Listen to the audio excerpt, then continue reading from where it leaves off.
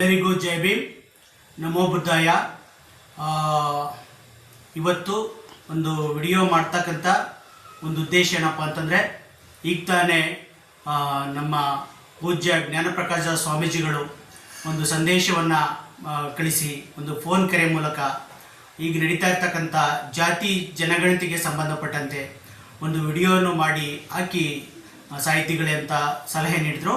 ಆ ಕಾರಣಕ್ಕೋಸ್ಕರವಾಗಿ ಈ ಒಂದು ದಿಢೀರ್ ವಿಡಿಯೋವನ್ನು ಮಾಡಿ ನಾನು ಇವತ್ತು ತಮ್ಮ ಮುಂದೆ ಬರ್ತಾ ಇದ್ದೀನಿ.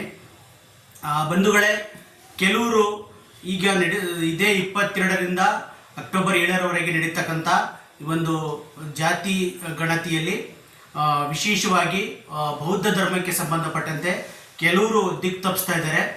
ಏನು ಅವರು ದಿಕ್ಕು ತಪ್ಪಿಸ್ತಾ ಇದ್ದಾರಪ್ಪ ಅಂತಂದರೆ, ಧರ್ಮ ಮತ್ತು ಪ್ರವರ್ಗ ಮತ್ತು ಜಾತಿ ಮೂರು ಕಾಲಂಲೂ ಕೂಡ ಬೌದ್ಧ ಧರ್ಮವನ್ನು ಬರೆಸಿ ಅಂತಕ್ಕಂಥ ರೀತಿಯಲ್ಲಿ ಸಮುದಾಯವನ್ನು ದಿಕ್ಕು ತಪ್ಪಿಸ್ತಾ ಇದ್ದಾರೆ.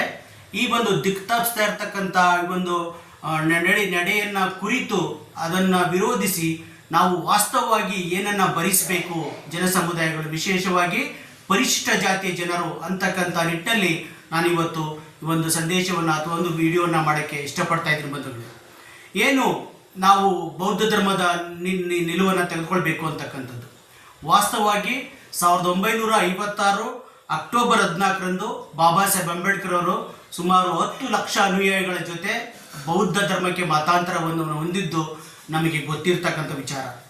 ಆದರೆ ತದನಂತರದ ದಿನಗಳಲ್ಲಿ ಪರಿಶಿಷ್ಟ ಜಾತಿಗೆ ಮತಾಂತರಗೊಂಡಂತಹ ಬೌದ್ಧರಿಗೆ ಪರಿಶಿಷ್ಟ ಜಾತಿಯ ಮೀಸಲಾತಿ ದಕ್ಕಿರಲಿಲ್ಲ.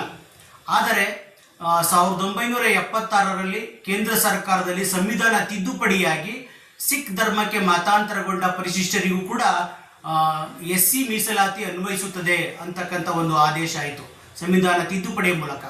ಅದೇ ರೀತಿ 1990ರಲ್ಲಿ VP ಸಿಂಗ್ ಸರ್ಕಾರದಲ್ಲೂ ಕೂಡ ಬೌದ್ಧ ಧರ್ಮಕ್ಕೆ ಮತಾಂತರಗೊಂಡ ಪರಿಶಿಷ್ಟ ಜಾತಿಯವರು ಕೂಡ ಪರಿಶಿಷ್ಟ ಜಾತಿಯ ಮೀಸಲಾತಿ ಮುಂದುವರಿಯುತ್ತದೆ ಮತ್ತು ಅದರ ಎಲ್ಲ ಅನುಕೂಲಗಳು ಯಥಾವತ್ ದೊರೆಯುತ್ತದೆ ಅಂತಕ್ಕಂಥ ಒಂದು ಸಂವಿಧಾನ ತಿದ್ದುಪಡಿ ಕೂಡ ಆಗಿ ಇಡೀ ದೇಶಾದ್ಯಂತ ಆದೇಶ ಆಯಿತು. ಬಂಧುಗಳೇ, ಆ ನಿಟ್ಟಿನಲ್ಲಿ ಏನು ಬೌದ್ಧ ಧರ್ಮಕ್ಕೆ ಮತಾಂತರಗೊಂಡ ಪರಿಶಿಷ್ಟ ಜಾತಿಯವರಿಗೆ ಪರಿಶಿಷ್ಟ ಜಾತಿಯ ಅನುಕೂಲಗಳು, ಮೀಸಲಾತಿ ಎಲ್ಲ ಸವಲತ್ತುಗಳು ಸಿಕ್ಕಿ ಈ ಒಂದು 2025ಕ್ಕೆ ಸುಮಾರು 35 ವರ್ಷಗಳು ತುಂಬುತ್ತಾ ಬಂದಿದೆ.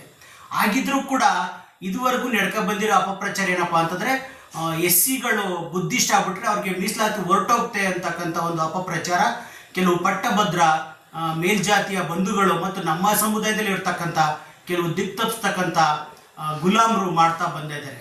ಸೊ ಈ ನಿಟ್ಟಿನಲ್ಲಿ ನೇರವಾಗಿ ಹೇಳೋದಾದರೆ 1990ರ VP ಸಿಂಗ್ ಸರ್ಕಾರದಲ್ಲಿ ನಡೆದಿರ್ತಕ್ಕಂಥ ಸಂವಿಧಾನ ತಿದ್ದುಪಡಿಯ ಪ್ರಕಾರವಾಗಿ ಪರಿಶಿಷ್ಟ ಜಾತಿಯ ಜನರು ಬೌದ್ಧ ಧರ್ಮಕ್ಕೆ ಮತಾಂತರಗೊಂಡರೆ ಅವರಿಗೆ ಪರಿಶಿಷ್ಟ ಜಾತಿಯ ಎಲ್ಲ ಮೀಸಲಾತಿ ಹಾಗೇ ಸಿಗುತ್ತದೆ ಅಂತಕ್ಕಂಥ ವಿಚಾರ.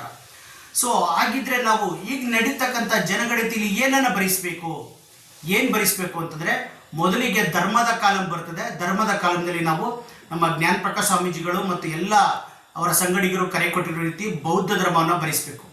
ಎರಡನೇದು ವರ್ಗ ಅಥವಾ ಪ್ರವರ್ಗದ ಕಾಲಂ ಬರ್ತದೆ. ಅದು ಮೀಸಲಾತಿಗೆ ಸಂಬಂಧಪಟ್ಟಂಥ ವರ್ಗ, ಅಲ್ಲಿ ಪರಿಶಿಷ್ಟ ಜಾತಿ ಅಂತಕ್ಕಂಥದ್ದು ಬರ್ತದೆ. ಸ್ಕ್ರಾಲ್ ಮಾಡಿದ್ರೆ ಗಣತಿದಾರರು ಅವರು ಅದನ್ನು ಕ್ಲಿಕ್ ಮಾಡ್ತಾರೆ ಅಥವಾ ಟಿಕ್ ಮಾಡ್ಕೊಳ್ತಾರೆ. ನೆಕ್ಸ್ಟ್ ಮೂರನೇ ಕಾಲಂ ಬರ್ತಕ್ಕಂಥದ್ದು ಜಾತಿ ಅಥವಾ ಉಪಜಾತಿ. ಆ ಜಾತಿ ಅಥವಾ ಉಪಜಾತಿಯಲ್ಲಿ ಬರ್ತಕ್ಕಂಥದ್ದು 101 ಜಾತಿಗಳು ಲಿಸ್ಟ್ ಮಾತ್ರ. ಅದರಲ್ಲಿ ನಾವು ಭರಿಸಂಗಿಲ್ಲ.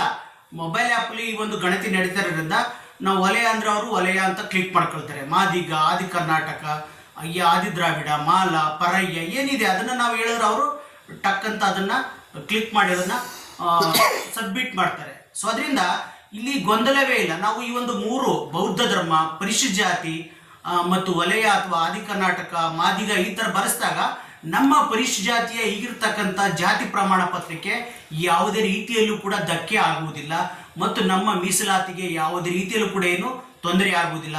ಯಥಾವತ್ ಈಗಿರ್ತಕ್ಕಂಥ ಮೀಸಲಾತಿ ಹಾಗೆ ಮುಂದುವರಿಯುತ್ತದೆ. ಇದನ್ನು ಬಿಟ್ಟು ನಾನು ಅವ್ರನ್ನ ಕೆಲವು ಮೂರ್ಖರು ಅಂತಲೇ ಹೇಳ್ತೀನಿ. ಕೆಲವು ಮೂರ್ಖರು 3 ಕಾಲಂನಲ್ಲೂ ಕೂಡ ಬೌದ್ಧ ಧರ್ಮ, ಮೀಸಲಾತಿ, ಪ್ರವರ್ಗ ಮತ್ತು ಜಾತಿ ಮೂರಲ್ಲೂ ಕೂಡ ಬೌದ್ಧ ಅಂತ ಬರೆಸಿ ಅಂತ ಹೇಳ್ತಾ ಇದ್ದಾರೆ. ಇದು ದಿಕ್ಕು ತಪ್ಪಿಸ್ತಕ್ಕಂಥ, ವಿಶೇಷವಾಗಿ ಪರಿಶಿಷ್ಟ ಜಾತಿಯ ಬಡವರನ್ನು ದಿಕ್ಕು ತಪ್ಪಿಸ್ತಕ್ಕಂಥ, ನಿರ್ಗತಿಕರನ್ನು ದಿಕ್ಕು ತಪ್ಪಿಸ್ತಕ್ಕಂಥ ಒಂದು ಅವಿದ್ಯಾವಂತರನ್ನು ದಿಕ್ಕು ತಪ್ಪಿಸ್ತಕ್ಕಂಥ ಒಂದು ವಿಚಾರ. ಈ ನಿಟ್ಟಿನಲ್ಲಿ ಯಾರು ಕೂಡ ಹಾಗೆ ಮಾಡಬಾರ್ದು. ಅನ್ ಮತ್ತೊಂದು ವಾಸ್ತ ಏನಪ್ಪ ಅಂತಂದರೆ, ಜಾತಿ ಕಾಲಂನಲ್ಲಿ ಬೌದ್ಧ ಅಂತಕ್ಕಂಥ ಪದವೇ ಇಲ್ಲ 101 ಜಾತಿಗಳ ಕಾಲಂನಲ್ಲಿ. ಸೊ ಅದರಿಂದ ಈಗಿರಬೇಕಾದ್ರೆ ಜಾತಿ ಕಾಲಂನಲ್ಲಿ ನೀನು ಬೌದ್ಧ ಎಂದು ಬರೆಸಲು ಹೇಗೆ ಸಾಧ್ಯ? ಅದರಿಂದ ಬರ್ತಕ್ಕಂಥ ಜನಗಣತಿಯಲ್ಲಿ ಇದೇ ಇವತ್ತಿಂದ ಪ್ರಾರಂಭ ಆಗ್ತಕ್ಕಂಥ ಜಾತಿ ಜನಗಣತಿಯಲ್ಲಿ ಪ್ರತಿಯೊಬ್ಬರು ಕೂಡ ಮತ್ತೆ ಇವತ್ತು ಹೇಳ್ತಾರೆ, ಧರ್ಮದ ಕಾಲಂನಲ್ಲಿ ಬೌದ್ಧ ಧರ್ಮ, ಮೀಸಲಾತಿ ಪ್ರವರ್ಗ ವರ್ಗದ ಕಾಲಂನಲ್ಲಿ ಕೆಟಗರಿ ಕಾಲಂನಲ್ಲಿ ಪರಿಶಿಷ್ಟ ಜಾತಿ, ಜಾತಿಯ ಕಾಲಂನಲ್ಲಿ ವಲಯ, ಆದಿ ಕರ್ನಾಟಕ, ಆದಿ ದ್ರಾವಿಡ, ಮಾದಿಗ, ಮಾಲ, ಪರ್ರೆಯ ಇತ್ಯಾದಿಗಳ ಮಹಾರ್ ಇತ್ಯಾದಿಗಳನ್ನು ಭರಿಸಬೇಕು ಅಂತ ಕೇಳ್ಕೊಳ್ತಾ ಎಲ್ಲರೂ ಕೂಡ ಈ ಒಂದು 3 ಒಂದ್ಸೆಗೆ ಹೇಳ್ತಾ ಇದ್ದೀನಿ, ಬೌದ್ಧ ಧರ್ಮ, ಪರಿಶಿಷ್ಟ ಜಾತಿ ಮತ್ತು ವಲಯ, ಈ ಒಂದು ಕ್ರೊನಾಲಜಿಯನ್ನು ಎಲ್ಲರೂ ಕೂಡ ಅರ್ಥ ಮಾಡ್ಕೊಂಡು ಹೀಗೆ ಭರಿಸಬೇಕು ಅಂತಕ್ಕಂಥ ವಿಚಾರವನ್ನು ತಮ್ಮ ಮುಂದೆ ಹೇಳ್ತಾ ನನ್ನ ಈ ಒಂದು ವಿಡಿಯೋವನ್ನು ಮುಗಿಸ್ತಾ ಇದ್ದೀನಿ.